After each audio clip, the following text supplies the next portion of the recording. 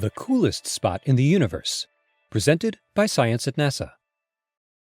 Everyone knows that space is cold. In the vast gulf between stars and galaxies, the temperature of gaseous material routinely drops to 3 degrees Kelvin, or 454 degrees below 0 Fahrenheit. It's about to get even colder. NASA researchers are planning to create the coldest spot in the known universe, inside the International Space Station. We're going to study matter at temperatures far below anything found naturally, says Rob Thompson of NASA's Jet Propulsion Laboratory. He's the project scientist for NASA's Cold Atom Lab, an atomic refrigerator slated for launch to the space station in 2016.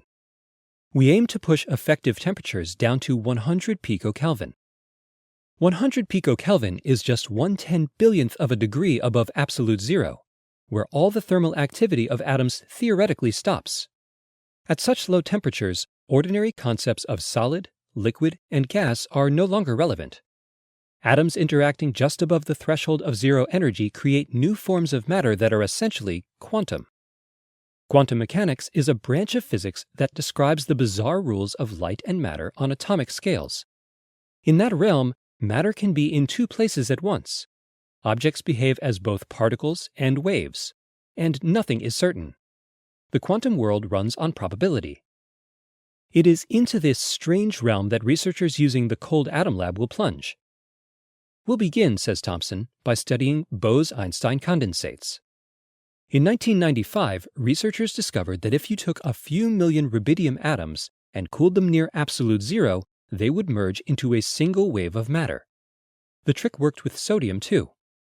In 2001, Eric Cornell of the National Institute of Standards and Technology and Carl Wyman of the University of Colorado shared the Nobel Prize with Wolfgang Ketterle of MIT for their independent discovery of these condensates, which Albert Einstein and Satyendra Bose had predicted in the early 20th century. If you create two BECs and put them together, they don't mix like an ordinary gas. Instead, they can interfere like waves. Thin, parallel layers of matter are separated by thin layers of empty space. An atom in one BEC can add itself to an atom in another BEC and produce no atom at all. The Cold Atom Lab will allow us to study these and other phenomena at perhaps the lowest temperatures ever, says Thompson. This could lead to the discovery of interesting and novel quantum phenomena. The space station is the best place to do this research.